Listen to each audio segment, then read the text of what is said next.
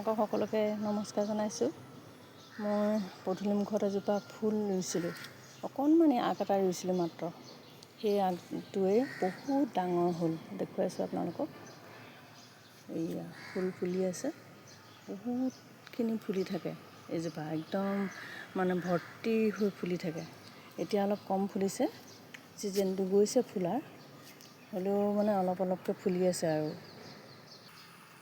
এইয়া চাওক, এইয়া ফুলি আছে, ইমান ধুনীয়া ধুনীয়াকৈ ফুলে, গোটেই ডালত একদম ভৰ্তি হৈ হৈ ফুলে। আপোনালোকে চিনি পাইছে চাগে এইজোপা কি ফুল, বাগানভেলিয়া, ডাৰ্ক পিংক বাগানভেলিয়া। কেইবাবিধো বাগানভেলিয়া থাকে, পিংক কালাৰ থাকে, ৰেড কালাৰ থাকে, য়েল্ল' কালাৰ থাকে, ব্ৰিঞ্জল কালাৰ থাকে।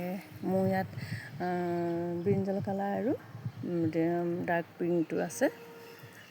এতিয়া ৰুইছোঁ, য়েল্ল' কালাৰ ৰুইছোঁ, এতিয়া কেতিয়া হয় আৰু নাজানো।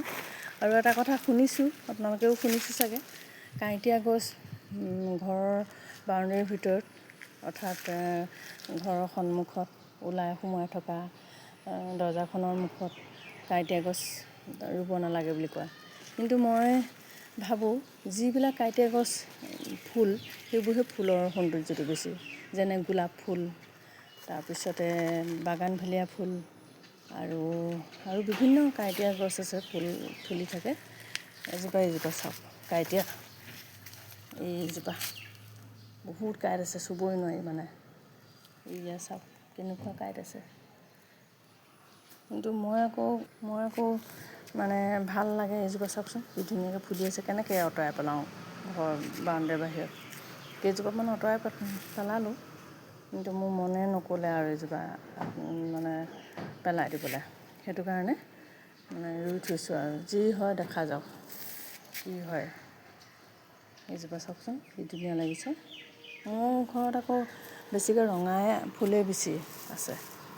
এইকেইজোপা আকৌ আঙুৰ লতা, এইজোপা পনচতিয়া, কেইবাবিধো আছে।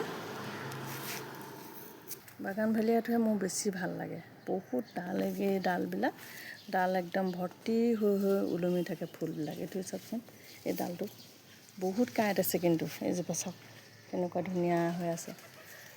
এইজোপা বহুত ফুলি থাকে।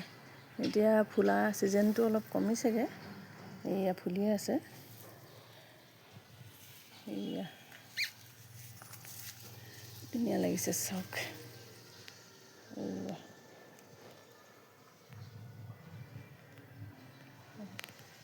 এতিয়া আপোনালোকক বিদায় মাগিছোঁ, বাই।